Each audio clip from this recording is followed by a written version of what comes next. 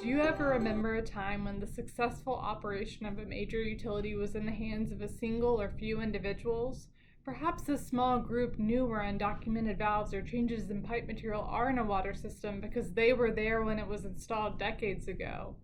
Leaving valuable knowledge in the hands of a select few is a risky way to operate any organization. In order for it to operate resiliently, the organization's most valuable asset, their people, must also be resilient.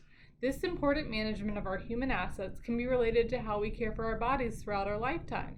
If we pay attention to what we are seeing and feeling, we make health improvements along our life journey, and visit a healthcare professional occasionally, we on average live longer and our healthcare costs are reduced.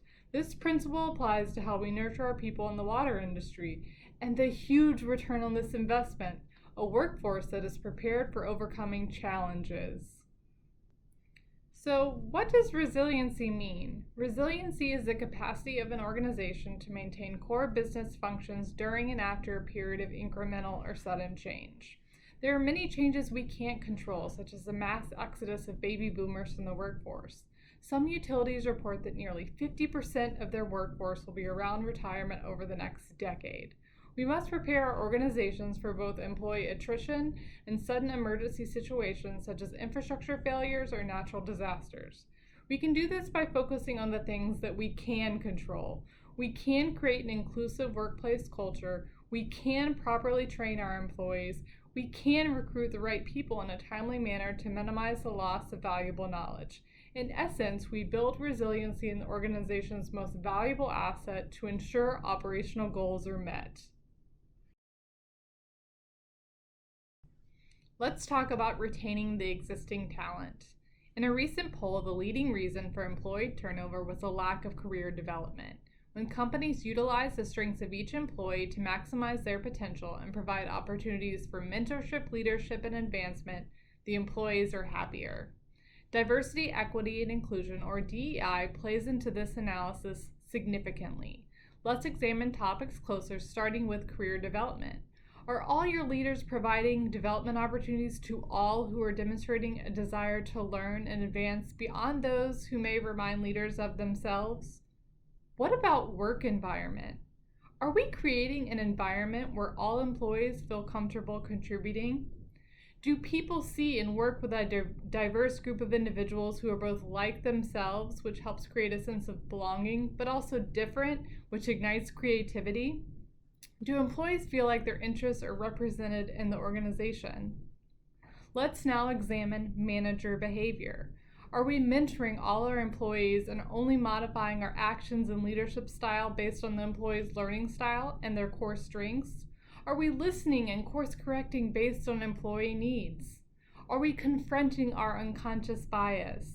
And DEI certainly leads to employee well-being and equitable compensation, as we'll discuss in an example.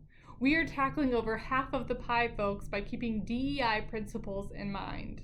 We need our diverse younger generation to have mentors they can relate to feel comfortable speaking up, to be motivated to innovate, and start rising into the leadership roles that will become vacant in the next decade.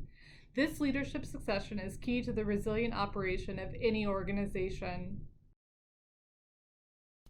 An excellent example of a DEI initiative improving employee resiliency is the City of Portland's Diverse and Empowered Employees of Portland, or DEEP program.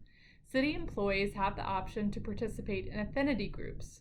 The affinity groups are voluntary employee-driven groups that are organized around a particular shared interest or dimension and are open to all employees within the city. One example is HAPI, which stands for Hapa Asian and Pacific Islanders, among many other groups. Affinity groups give the opportunity for the sharing of cultural traditions, ideas, history, and foods. These groups typically bridge all of the divisions within the city so that an opportunity is created to network and learn about what other members of the organization are doing, with a more focused goal of promoting employee well-being. These groups welcome new employees, discuss challenges with their respective groups, advocate for change when needed, and discuss shared goals with other city affinity groups and community organizations. You can be a culture champion by both sharing and promoting your unique backgrounds while also supporting your peers. And remember the needs of your coworkers and employees. Physiological needs, safety, and a sense of belonging are foundational to reaching one's full potential. Now, let's dive into educational programs, another tool to promote workforce resiliency. Instead of valuable operational information being stored in the minds of a select few, a lot of that information now lives on computer servers and is communicated to new employees through water education programs and in-depth apprenticeship programs. Many utilities choose to partner with local educational institutions in addition to bringing in the utility's resident experts on specific topics to educate the next generation of apprentices.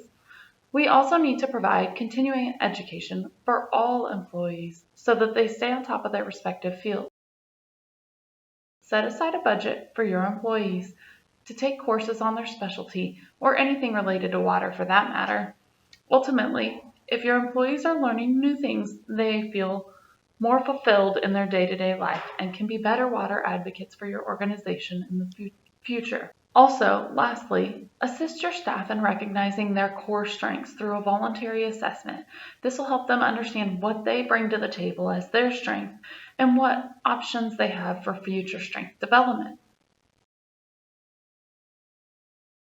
Another thing to consider when you're transferring skills to the next generation is how each person learns. One thing that I can say is that your employees will learn best with hands-on training.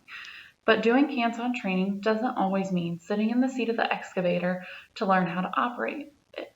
Virtual and augmented reality have been around for a long time, but not necessarily in the water industry, and now they're making their way into the utility industry as a training tool.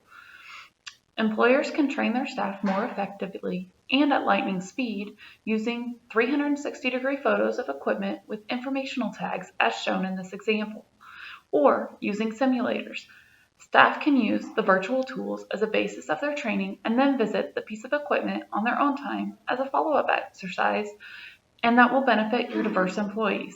Some may take longer to grasp the material, some may need a quiet, uninterrupted environment to review the material, and the use of virtual tools caters to all the diverse personality traits and learning styles of our employees. It's not all about the existing workforce. What about our future? Excellent recruitment practices yield a more resilient workforce. And while we may be hiring for a specific job function, we need to think bigger picture. We are hiring to create a specific workplace culture to ultimately yield new leaders. And what is excellence in recruitment? Number one, the applicant pool is vast. We find creative ways to reach all eligible applicants with varying work and general life experience through career fairs, partner organizations, community centers, and even through internships where we actually get to try out the candidate to see if they're a best fit for a full-time position and a good candidate to fit with the culture of the workplace. One new and an innovative example of recruitment is the PAT-3 program in the city of Atlantic. PAT-3 is a partnership between the Department of Corrections and the Department of Watershed Management. PAT-3 aims to help young adult offenders in general reintegrate into society through training and therapy when they have around 1 year left in their sentence, with a goal of reducing reincarceration rates. Number two, we are evaluating the experience and skills on the resume and taking time to confront our unconscious bias. Confront yourself by asking, am I making an inference about the individual based on the person's name, age, sex, ethnicity, or any other factor? We must select the individual who is likely to succeed and flourish. And when we look at those things, it only hurts our organization to choose individuals that we trust and that may make us feel comfortable or safe because they are like us. And that comfort is specific to each person's life experiences. So I challenge you to confront that unconscious bias when you're looking at your next candidate. Number three, make the job title and description very specific so that you're getting applicants with the right skills and experience, and that applicants aren't passing up on a job opportunity because they don't understand the position. Some utilities are choosing to rename the job operator because many applicants can assume that this position only involves driving heavy equipment. Could water quality technician be a better job term? A resilient workforce is key to reducing risk and improving organizational resiliency for both short and long-term activities. Let's step forward into a resilient future where our employees understand their vital role in the world of water. One Water.